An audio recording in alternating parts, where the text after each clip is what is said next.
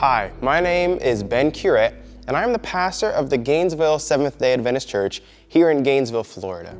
If you're watching this video, I think it's safe to assume that you want to read the Bible this year.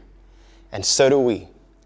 Maybe you've read the Bible 100 times. Maybe you've started 100 times and never finished. Or maybe you've never read the Bible for yourself at all. Our prayer here is that no matter who you are, that the reading of God's Word would be a blessing on your life. Please make sure to like, subscribe, hit that notification bell on this video because we are going to be posting 1-hour segment every single day until we are done. Our goal is to get this done in 72 to 73 1-hour blocks or 2.5 months. If you'd like to read along with us, we're reading out of the New Living Translation. And if we stutter or mispronounce something, I ask that you be gracious with us. With all that being said, let's jump right into it, a 1-hour segment of the reading of God's Word. Daniel chapter 5. Many years later, King Belshazzar gave a great feast for 1,000 of his nobles, and he drank wine with them. While Belshazzar was drinking the wine, he gave orders to bring in the gold and silver cups that his predecessor, Nebuchadnezzar, had taken from the temple in Jerusalem. He wanted to drink from them with his nobles, his wives, and his concubines. So they brought these gold cups taken from the temple, the house of God in Jerusalem, and the king and his nobles, his wives, and his concubines drank from them.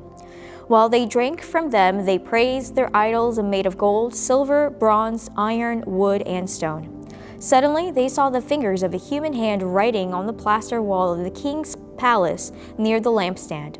The king himself saw the hand as it wrote, and his face turned pale with fright. His knees knocked together in fear, and his legs gave way beneath him. The king shouted for the enchanters, astrologers, and fortune tellers to be brought before him.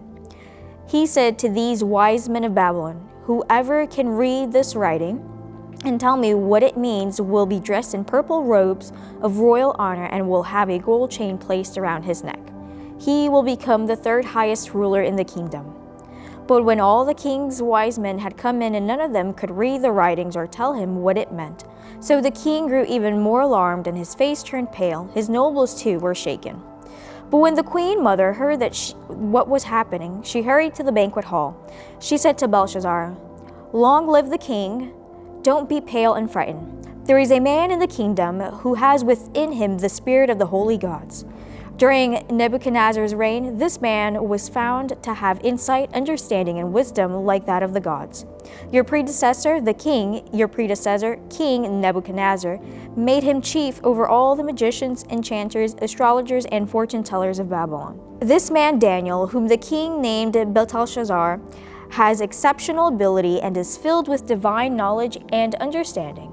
He can interpret dreams, explain riddles, and solve difficult problems. Call for Daniel, and he will tell you what the writing means."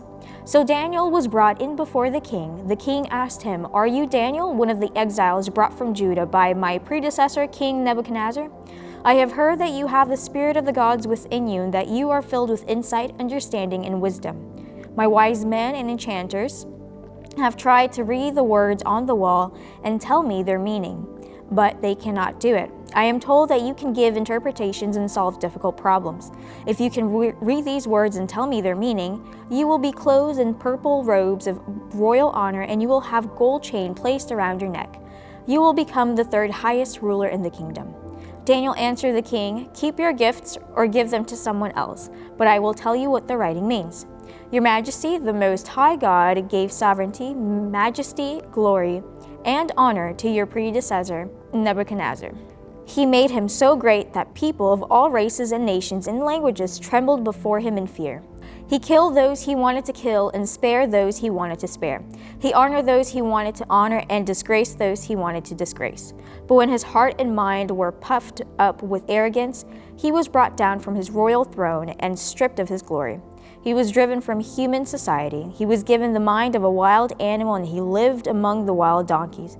He ate grass like a cow, and he was drenched with the dew of heaven until he learned that the Most High God rules over the kingdoms of the world and appoints anyone he desires to rule over them.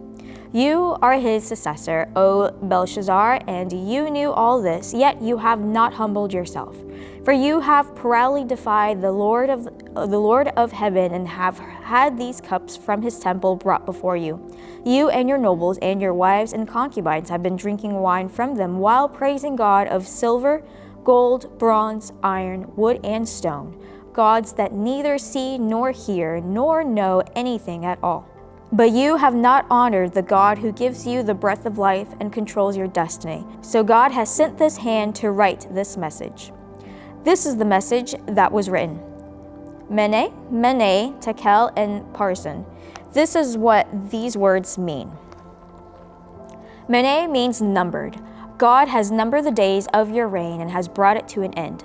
Tekel means weighted, and you have been weighted on the balances and have not measured up. Parsin means divided. Your kingdom has been divided and given to the Medes and Persians. Then, at Belshazzar's command, Daniel was dressed in purple robes, a gold chain was hung around his neck, and he was proclaimed the third highest ruler in the kingdom. That very night, Belshazzar, the Babylonian king, was killed, and Darius the Mede took over the kingdom at the age of 62. Chapter 6. Darius the Mede decided to divide the kingdom into 120 provinces, and he appointed a high officer to rule over each province. The king also chose Daniel and 2 others as administrators to supervise the high officers and protect the king's interests. Daniel soon provided himself more capable than all the other administrators and high officers. Because of Daniel's great ability, the king made plans to place him over the entire empire. Then the other administrators and high officers began searching for some fault in the way Daniel was handling government affairs, but they couldn't find anything to criticize or condemn. He was faithful, always responsible, and completely trustworthy. So they concluded, our only chance of finding goods for accusing Daniel will be in the connection with the rules of his religion. So the administrators and high officers went to the king and said, "Long live King Darius. We are all in agreement, we administrators, officials, high officers, advisors, and governors, that the king should make a law that will be strictly enforced. Give orders that for the next 30 days, any person who prays to anyone, divine or human, except to you, your majesty, will be thrown into the den of lions. And now, your majesty, issue and sign this law so it cannot be changed. An official law of the Medes and Persians that cannot be revoked." So King Darius signed the law. But when Daniel learned that the law had been signed, he went home and knelt down, as usual, in his upstairs room with his windows open towards Jerusalem. He prayed 3 times a day, just as he had always done, giving thanks to his God. Then the officials went together to Daniel's house and found him praying and asking for God's help. So they went straight to the king and reminded him about his law. "Did you not sign a law that for the next 30 days, any person who prays to anyone, divine or human, except to you, your majesty, will be thrown into the den of lions?" "Yes," the king replied, "that decision stands. It is as an official law of the Medes and Persians that cannot be revoked." Then they told the king, "That man Daniel, one of the captives from Judah, is ignoring you and your law. He still prays to his God 3 times a day." Hearing this, the king was deeply troubled, and he tried to think of a way to save Daniel. He spent the rest of the day looking for a way to keep Daniel out of this predicament. In the evening, the men went together to the king and said, "Your Majesty, you know that according to the law of the Medes and the Persians, no law that the king signs can be changed." So at last the king gave orders for Daniel to be arrested and thrown into the den of the lions. The king said to him, "May your God, whom you serve so faithfully, rescue you." A stone was brought and placed over the mouth of the den. The king sealed the stone with his royal seal and the seals of his nobles, so that no one could rescue Daniel. Then the king returned to his palace and spent the night fasting. He refused his usual entertainment and couldn't sleep at all that night. Very early the next morning, the king got up and hurried out to the lion's den. When he got there, he called out in anguish, "Daniel, servant of the living God, was your God, whom you serve so faithfully, able to rescue you from the lions?" Daniel answered, "Long live the king. My God sent his angels to shut the lion's mouth so that they would not hurt me, for I have been found innocent in his sight, and I have not wronged you, your majesty." The king was overjoyed and ordered that Daniel be lifted from the den. Not a scratch was found on him, for he had trusted in his God. Then the king gave orders to arrest the men who had maliciously accused Daniel. He had them thrown into the lion's den along with their wives and children. The lions leaped on them and tore them apart before they even hit the floor of the den. Then King Darius sent this message to the people of every race and nation and language throughout the world. "Peace and prosperity to you. I decree that everyone throughout my kingdom should tremble with fear before the God of Daniel, for he is the living God and he will endure forever. His kingdom will never be destroyed and his rule will never end. He rescues and saves his people. He performs miraculous signs and wonders in the heavens and on the earth. And he has rescued Daniel from the power of the lions." So as Daniel prospered during the reign of Darius and the reign of Cyrus the Persian. Chapter 7. Earlier, during the first year of King Belshazzar's reign in Babylon, Daniel had a dream and saw visions as he lay in his bed. He wrote down the dream, and this is what he saw.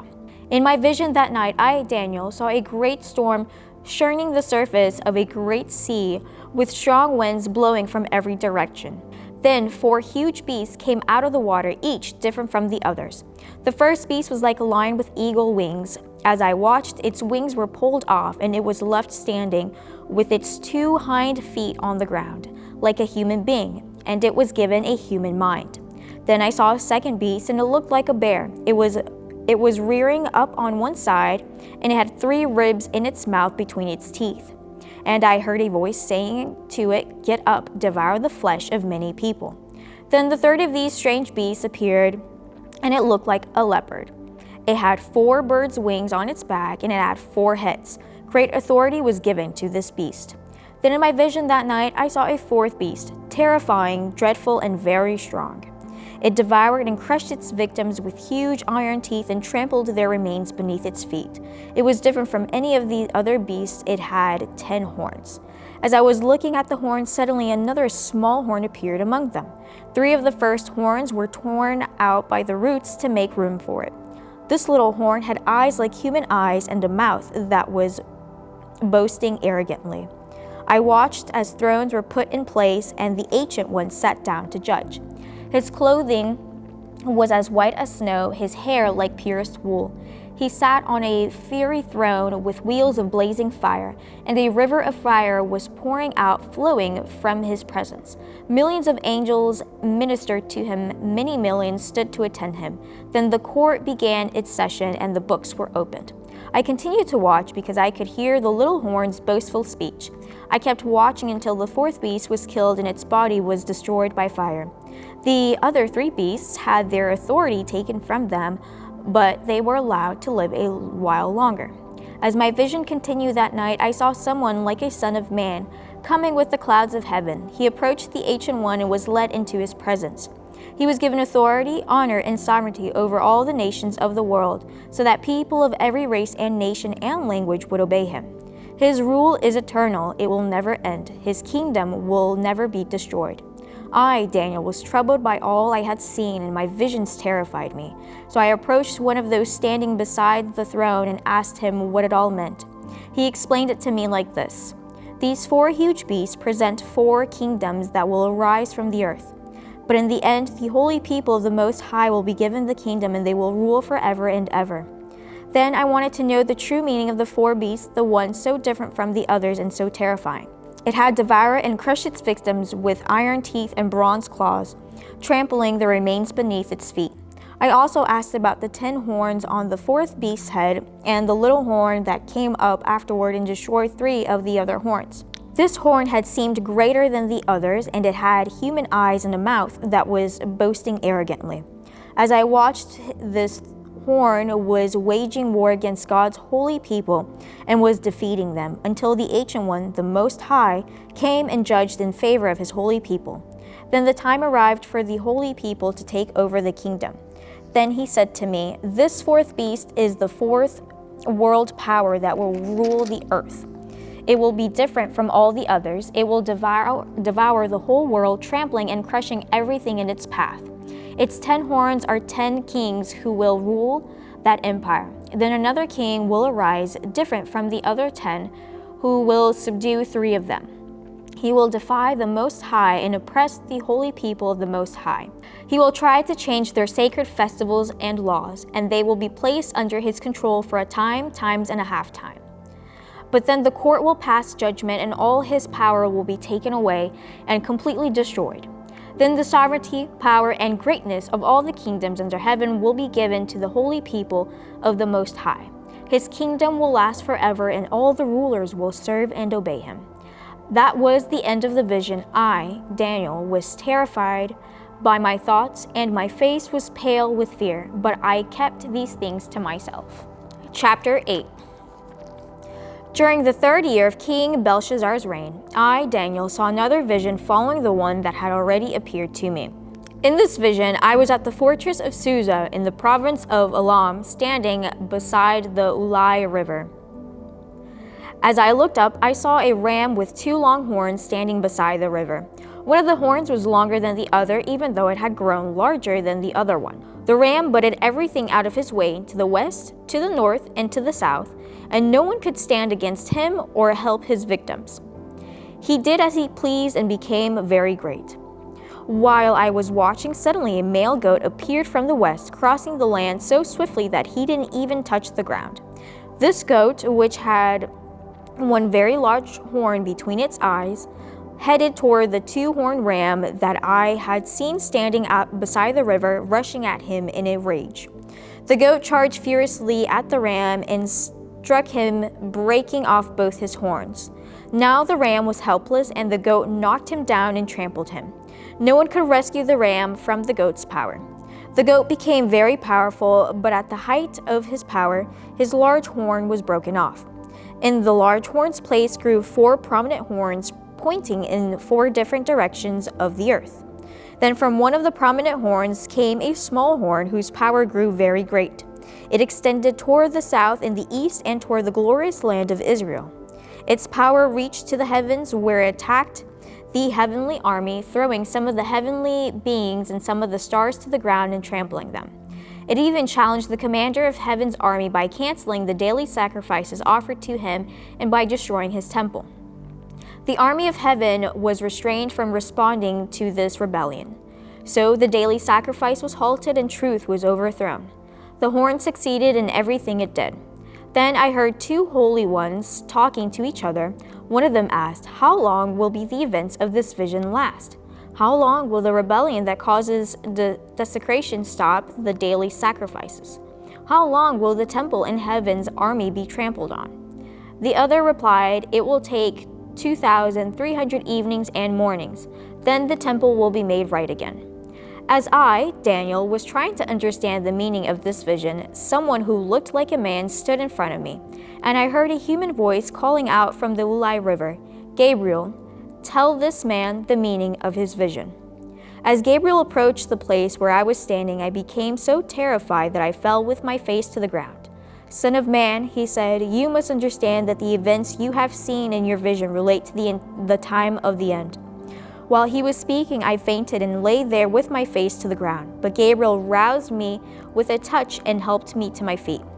Then he said, "I am here to tell you that what will happen later in the time of wrath. What you have seen pertains to the very end of time. The 2-horned rams represent the kings of Media and Persia. The shaggy male goat represents the king of Greece, and the large horn between his eyes represents the first king of the Greek Empire.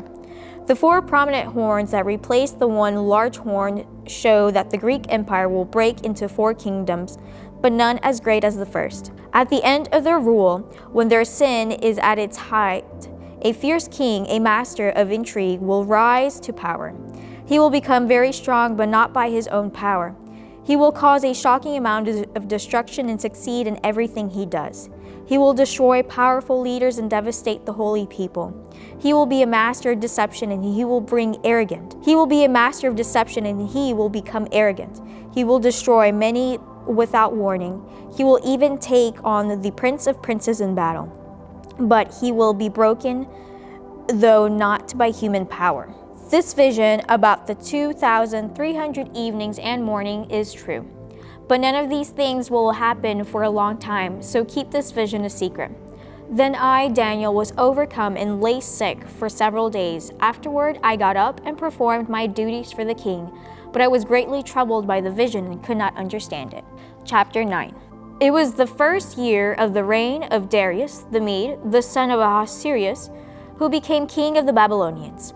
During the first year of his reign, I, Daniel, learned from reading the word of the Lord, as revealed to Jeremiah the prophet, that Jerusalem must lie desolate for 70 years. So I turned to the Lord God and pleaded with him in prayer and fasting. I also wore rough burlap and sprinkled myself with ashes.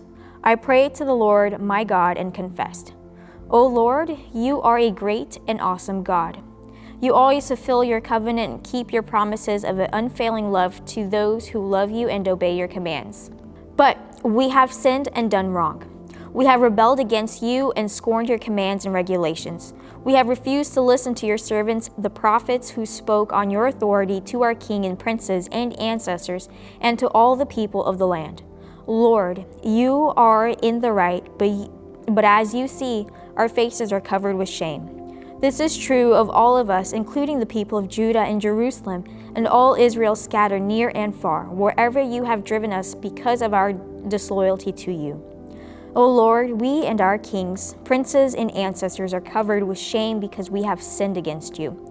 But the Lord our God is merciful and forgiving, even though we have rebelled against him. We have not obeyed the Lord our God, for we have not followed the instructions he gave us through his servants and prophets. All Israel has disobeyed your instruction and turned away, refusing to listen to your voice. So now the solemn curses and judgments written in the law of Moses, the servant of God, have been poured down on us because of our sin. You have kept your word and done to us and our rulers exactly as you warned. Never has there been such a disaster as happened in Jerusalem. Every curse written against us in the law of Moses has become true. Yet we have refused to seek mercy from the Lord our God by turning from our sins and recognizing his truth. Therefore, the Lord has brought upon us the disaster he prepared. The Lord our God has right to do all of these things, for we did not obey him. O Lord our God, you brought lasting honor to your name by rescuing your people from Egypt in a great display of power. But we have sinned and are full of wickedness. In view of all your faithful mercies, Lord, please turn your furious anger away from your city of Jerusalem, your holy mountain. All the neighboring nations mock Jerusalem and your people because of our sins and the sins of our ancestors. O our God, hear your servant's prayer. Listen as I plead. For your own sake, Lord, smile again on your desolate sanctuary. O my God, lean down and listen to me. Open your eyes and see our despair. See how your city, the city that bears your name, lies in ruins. We make this plea not because we deserve help, but because of your mercy. O Lord, hear. O Lord, forgive. O Lord, listen and act. For your own sake, do not delay. O my God, for your people and your city bear your name. I went on praying and confessing it, my sin and the sin of my people, pleading with the Lord my God from Jerusalem, his holy mountain. As I was praying, Gabriel, whom I had seen in the earlier vision, came swiftly to me at the time of the evening sacrifice. He explained to me, Daniel, I have come here to give you insight and understanding. The moment you began praying, a command was given, and now I am here to tell you what it was, for you are very precious to God. Listen carefully so that you can understand the meaning of your vision. A period of 70 sets of 7 has been decreed for your people and your holy city to finish their rebellion, to put an end to their sin, to atone for their guilt, to bring in everlasting righteousness, to confirm the prophetic vision, and to anoint the most holy place. Now listen and understand. 7 sets of 7 plus 62 sets of 7 will pass from the time the command is given to rebuild Jerusalem until a ruler, the Anointed One, comes. Jerusalem will be rebuilt with streets and strong defenses despite the perilous times. After this period of 62 sets of 7, the Anointed One will be killed, appearing to have accomplished nothing, and a ruler will arise whose armies will destroy the city and the temple. The end will come with a flood, and war and its miseries are decreed from that time to the very end. The ruler will make a treaty with the people for a period of 1 set of 7. But after half this time, he will put an end to the sacrifices and offerings. And as a climax to all his terrible deeds, he will set up a sacrilegious object that causes desecration until the fate decreed for this defiler is finally poured out on him. Chapter 10.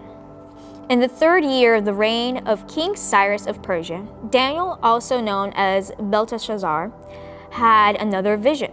He understood that the vision concerned events certain to happen in the future, times of war and great hardship. When this vision came to me, I, Daniel, had been in mourning for 3 whole weeks. All that time I had eaten no rich food, no meat or wine crossed my lips, and I used no fragrant lotions until those 3 weeks had passed. On April 23rd, as I was standing on the bank of the great Tigris River, I looked up and saw a man dressed in linen clothing with a belt of pure gold around his waist. His body looked like a precious gem. His face flashed like lightning and his eyes flamed like torches. His arms and feet shone like polished bronze, and his voice roared like a vast multitude of people. Only I, Daniel, saw this vision. The men with me saw nothing, but they were suddenly terrified and ran away to hide. So I was left there all alone to see this amazing vision. My strength left me, my face grew deathly pale, and I felt very weak. Then I heard the man speak, and when I heard the sound of his voice, I fainted and lay there with my face to the ground. Just then a hand touched me and lifted me, still trembling, to my hands and knees. And the man said to me, Daniel, you are very precious to God, so listen carefully to what I have to say to you.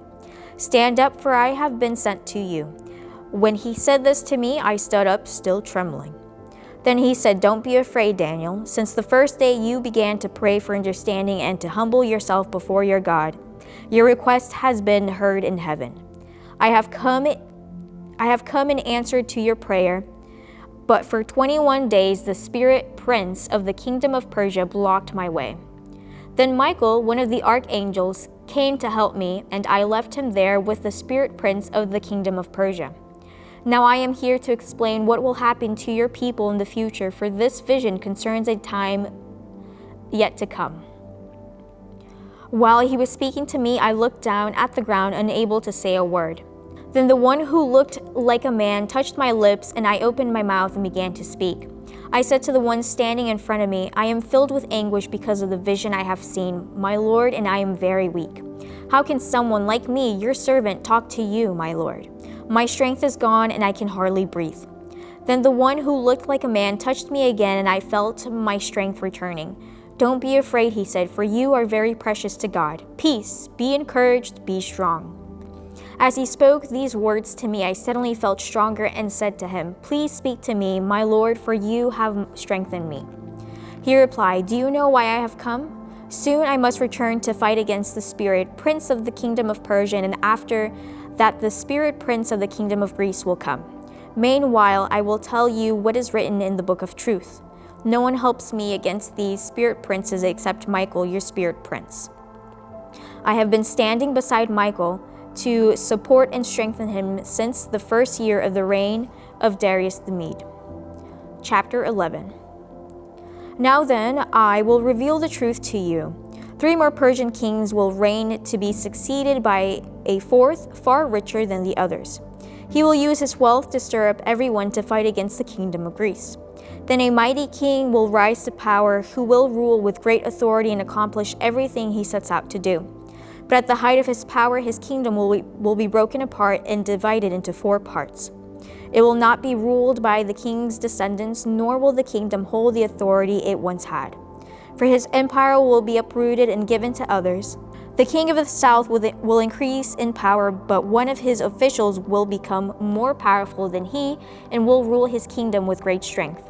Some years later, an alliance will be formed between the kings of the north and the king of the south.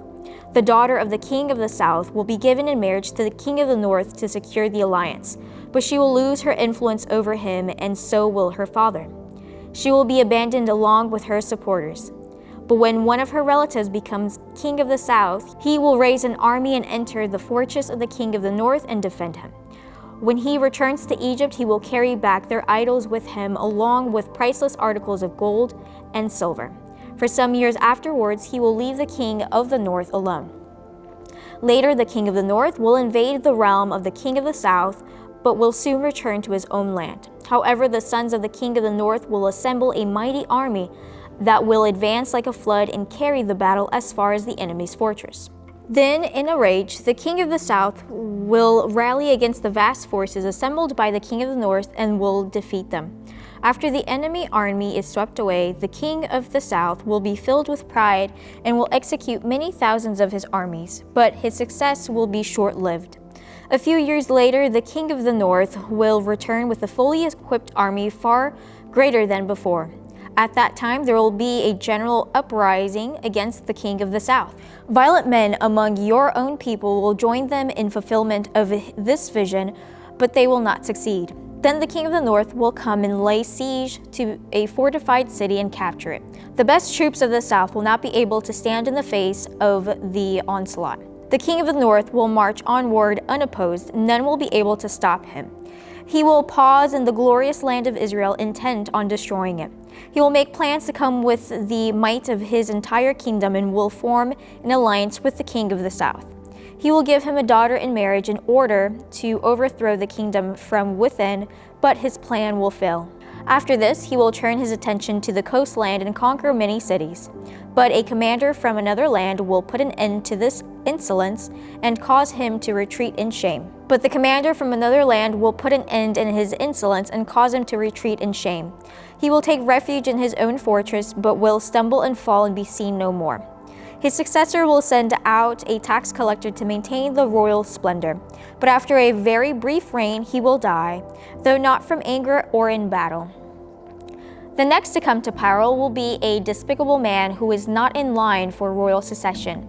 He will slip in when least expected and take over the kingdom by flattery and intrigue. Before him, great armies will be swept away, including a covenant prince. With deceitful promises, he will make various alliances. He will become strong despite having only a handful of followers.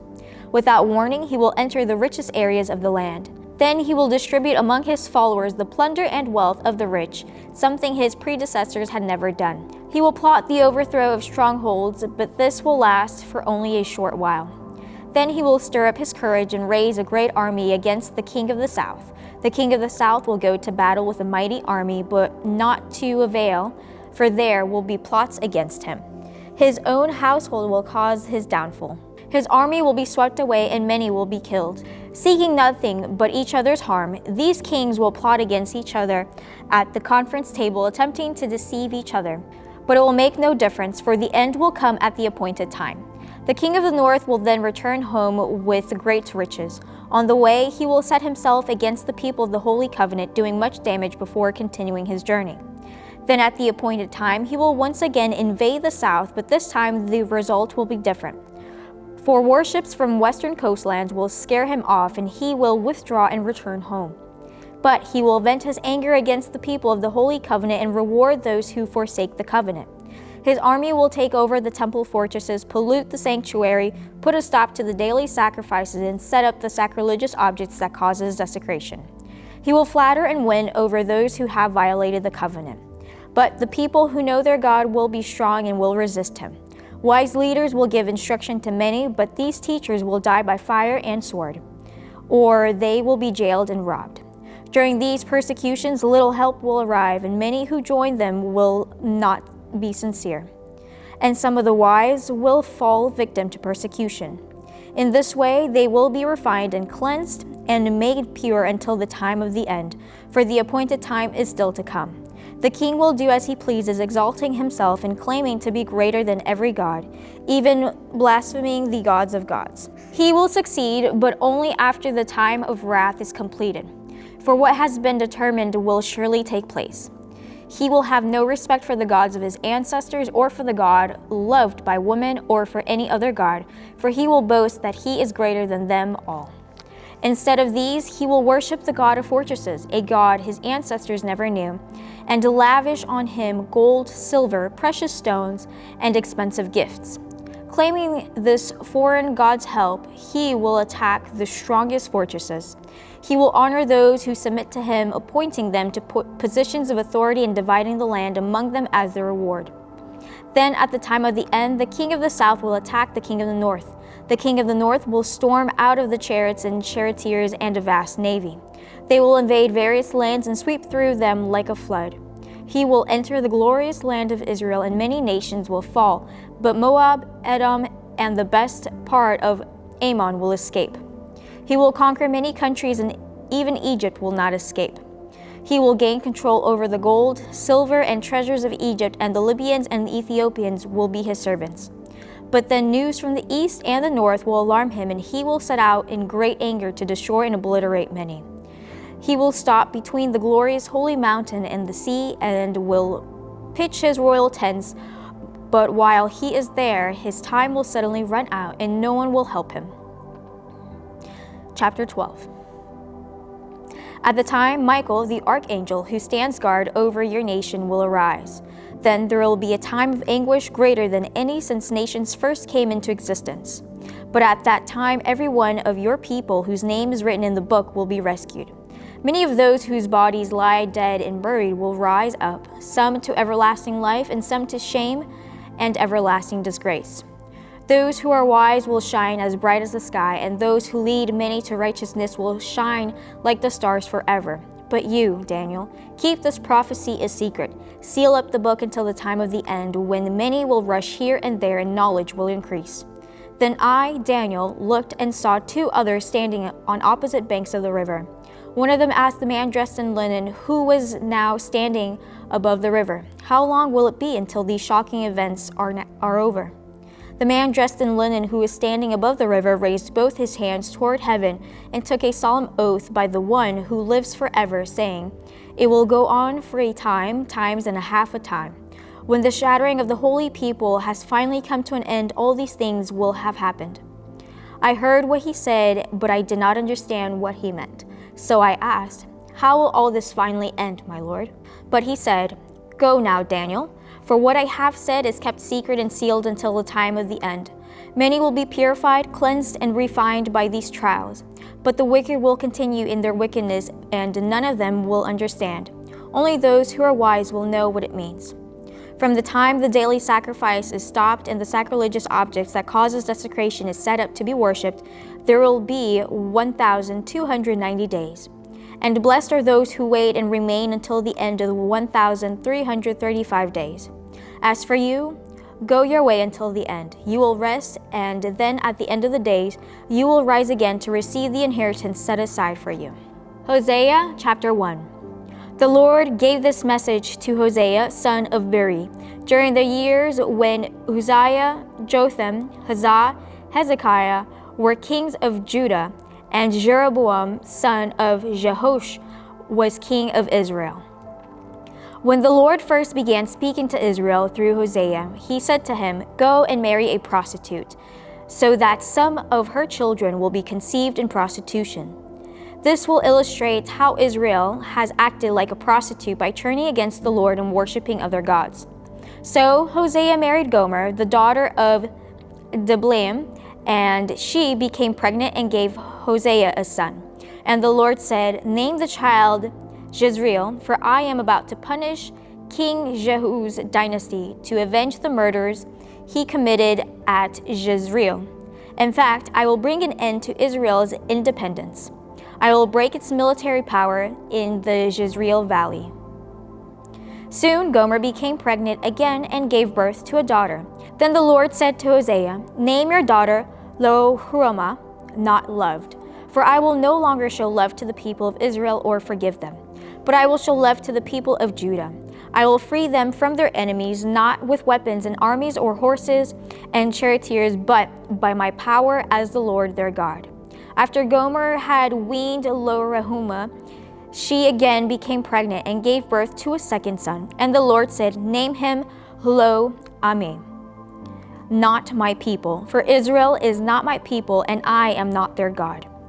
Yet the time will come when Israel's people will be like the sands of seashore, too many to count. Then at the place where they were told, 'You are not my people,' it will be said, 'You are children of the living God.' Then the people of Judah and Israel will unite together. They will choose one leader for themselves, and they will return from exile together. What a day that will be, the day of Jezreel, when people will again plant his people in the land. In that day you will call your brothers Ammi, my people, and you will call your sisters Ruhamah, the ones I love." Chapter 2. But now bring charges against Israel, your mother, for she is no longer my wife, and I am no longer her husband. Tell her to remove the prostitute's makeup from her face and the clothing that exposes her breasts. Otherwise I will strip her as naked as she was on the day she was born. I will leave her to die of thirst as in a dry and barren wilderness. And I will not love her children, for they were conceived in prostitution. Their mother is a shameless prostitute and became pregnant in a shameful way. She said, "I'll run after other lovers and sell myself to them for food and water, for clothing of wool and linen, and for olive oils and drinks. For this reason I will fence her in with thorn bushes. I will block her path with a wall to make her lose her way. When she runs after her lovers, she won't be able to catch them. She will search for them, but not find them. Then she will think, 'I might as well return to my husband, for I was better off with him than I am now.' She doesn't realize it was I who gave her everything she has, the grain, the new wine, the olive oil. I even gave her silver and gold. But she gave all my gifts to Baal. But now I will take back the ripened grain and new wine. I generously provided each harvest season. I will take away the wool and linen clothing I gave her to cover her nakedness. I will strip her naked in public while all her lovers look on. No one will be able to rescue her from my hands. I will put an end to her annual festivals, her new moon celebrations, and her Sabbath days, all her appointed festivals. I will destroy her grapevines and fig trees, things she claimed her lovers gave her. I will let them grow into tangled thickets where only wild animals will eat the fruit. I will punish her for all those times when she burned incense into her images of Baal, when she put on her earrings and jewels and went out to look for her lovers but forgot all about me, says the Lord. But then I will win her back once again. I will lead her into the desert and speak tenderly to her there. I will return her vineyards to her and transform the valley of trouble into a gateway of hope. She will give herself to me there as she did long ago when she was young, when I freed her from her captivity in Egypt. When the day comes, says the Lord, you will call me my husband instead of my master. O Israel, I will wipe the many names of Baal from your lips, and you will never mention them again. On that day, I will make a covenant with all the wild animals and the birds of the skies and the animals that scurry along the ground, so they will not harm you. I will remove all the weapons of war from the land, all the swords and bows, so you can live unafraid in peace and safety.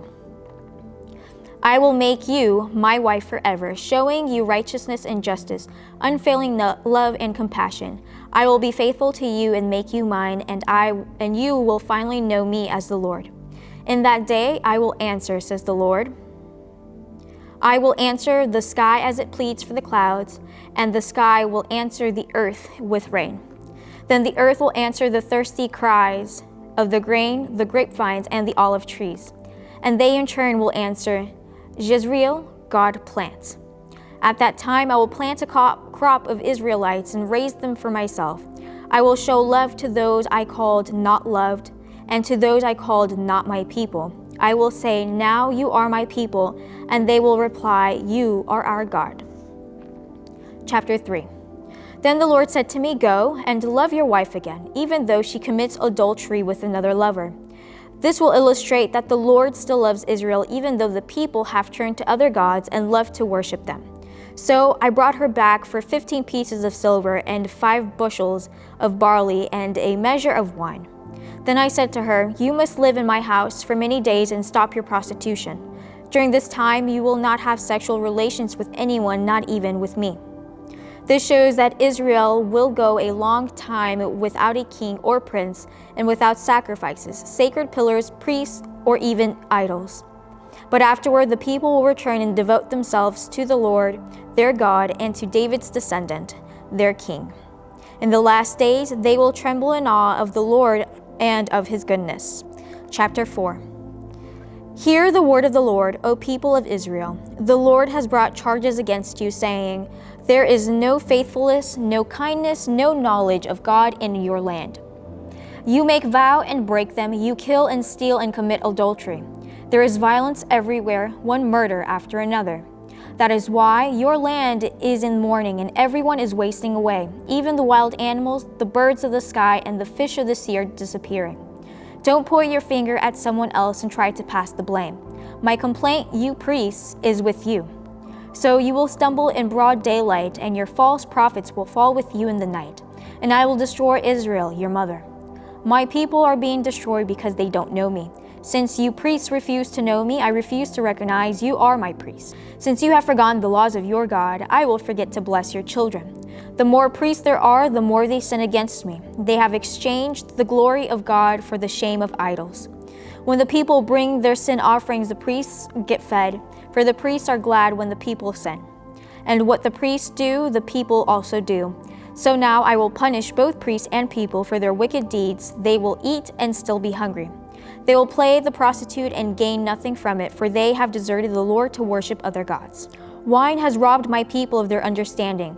They ask a piece of wood for advice. They think a stick can tell them for the future. Longing after idols has made them foolish. They have played the prostitute, serving other gods and deserting their God. They offer sacrifices to idols on mountaintops. They go up into the hills to burn incense in the pleasant shades of oaks, poplars, and terebinth trees. That is why your daughters turn to prostitution, and your daughter-in-laws commit adultery.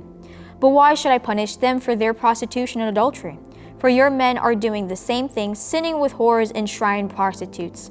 O foolish people, you refuse to understand, so you will be destroyed. Though you, Israel, are a prostitute, may Judah not be guilty of such things. Do not join the false worship at Gilgal or Bethaven, and do not take oaths there in the Lord's name. Israel is stubborn, like a stubborn heifer. So should the Lord feed her like a lamb in a lush pasture?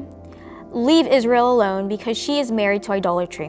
When the rulers of Israel finish their drinking, off they go to find some prostitutes. They love shame more than honor. So a mighty wind will sweep them away. Their sacrifices to idols will bring them to shame. Chapter 5. Hear this, you priests. Pay attention, you leaders of Israel. Listen, you members of the royal family. Judgment has been handed down against you, for you have led the people into a snare by worshiping the idols of Mizpah and Tabor.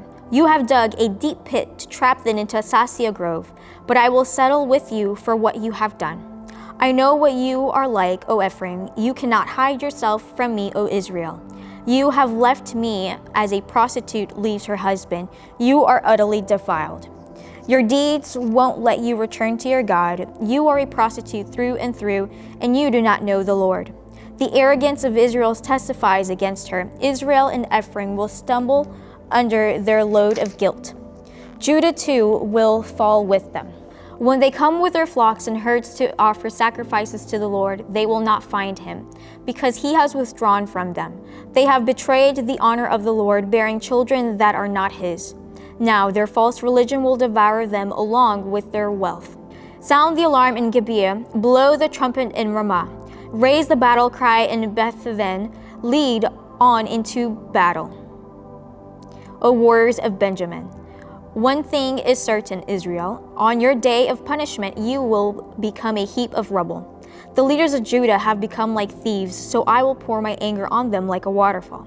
The people of Israel will be crushed and broken by my judgment because they are determined to worship idols. I will destroy Israel as a moth consumes wool. I will make Judah as weak as rotten wood. When Israel and Judah saw how sick they were, Israel turned to Assyria, to the great king there, but he could neither help nor cure them. I will be like a lion to Israel, like a strong young lion to Judah. I will tear them to pieces, I will carry them off, and no one will be left to rescue them. Then I will return to my place until they admit their guilt and turn to me. For as soon as trouble comes, they will earnestly search for me. Chapter 6. Come, let us return to the Lord. He has torn us to pieces. Now he will heal us. He has injured us. Now he will bandage our wounds. In just a short time, he will restore us so that we may live in his presence. Oh, that we might know the Lord. Let us press on to know him. He will respond to us as surely as the arrival of dawn or the coming of rains in early spring. O Israel and Judah, what should I do with you? Asks the Lord. For your love vanishes like the morning mist and disappears like dew in the sunlight. I sent my prophets to cut you to pieces, to slaughter you with my words, with judgments as inescapable as light. I want you to show love, not offer sacrifices. I want you to know me more than I want burnt offerings. But like Adam, you broke my covenant and betrayed my trust. Gilead is a city of sinners, tracked with footprints of blood. Priests form bands of robbers waiting in ambush for their victims. They murder travelers along the road to Shechem and practice every kind of sin. Yes, I have seen something horrible in Ephraim and Israel. My people are defiled by prostituting themselves with other gods. O Judah, a harvest of punishment is also waiting for you, though I wanted to restore the fortunes of my people. Chapter 7. I want to heal Israel, but its sins are too great. Samaria is filled with liars, thieves are on the inside and bandits on the outside. Its people don't realize that I am watching them. Their sinful deeds are all around them, and I see them all. The people entertain the king with their wickedness, and the princes laugh at their lies. They are all adulterers, always aflame with lust. They are like an oven that is kept hot while the baker is kneading the dough. On royal holidays, the princes get drunk with wine, carousing with those who mock them. Their hearts are like an oven, blazing with intrigue. Their plot smolders through the night, and in the morning it breaks out like a raging fire. Burning like an oven, they consume their leaders. They kill their kings one after another, and no one cries to me for help. The people of Israel mingle with godless foreigners, making themselves as worthless as a half-baked cake. Worshipping foreign gods has sapped their strength, and they don't even know it. Their hair is gray. They don't realize they're old and weak. Their arrogance testifies against them, yet they don't return to the Lord their God or even try to find him. The people of Israel have become like silly, witless doves, first calling to Egypt, then flying to Assyria for help. But as they fly about, I will throw my net over them and bring them down like a bird from the sky. I will punish them for all the evil they do. What sorrow awaits those who have deserted me? Let them die, for they have rebelled against me. I wanted to redeem them, but they have told lies about me. They do not cry out to me with sincere hearts. Instead, they sit on their couches and wail. They cut themselves begging foreign gods for grain and new wine, and they turn away from me. I trained them and made them strong, and yet now they plot evil against me. They look everywhere except to the Most High. They are as useless as a crooked bow. Their leaders will be killed by their enemies because of their insolence towards me. Then the people of Egypt will laugh at them. Chapter 8. Sound the alarm. The enemy descends like an eagle on the people of the Lord, for they have broken my covenant and revolted against my law. Now Israel pleads with me, help us, for you are our God. But it is too late. The people of Israel have rejected what is good, and now their enemies will chase after them. The people have appointed kings without my consent and princes without my approval. By making idols for themselves for their silver and gold, they have brought about their own destruction. O Samaria, I reject their calf, this idol you have made. My fury burns against you. How long will you be incapable of innocence? This calf you worship, O Israel, was crafted by your own hands. It is not God. Therefore, it must be smashed to bits. They have planted the wind and will harvest the whirlwind. The stalks of grain wither and produce nothing to eat. and even if there is any grain, foreigners will eat it. The people of Israel have been swallowed up. They lie among the nations like an old discarded pot. Like a wild donkey looking for a mate, they have gone up to Assyria. The people of Israel have sold themselves to many lovers. But though they have sold themselves to many allies, I will now gather them together for judgment. Then they will writhe under the burden of the great king. Israel has built many altars to take away sin, but these very altars became places for sinning. Even though I gave them all my sins, they act as if those laws don't apply to them. The people love to offer sacrifices to me, feasting on the meat, but I do not accept their sacrifices. I will hold my people accountable for their sins, and I will punish them. They will return to Egypt. Israel has forgotten its maker and built great palaces, and Judah has fortified its cities.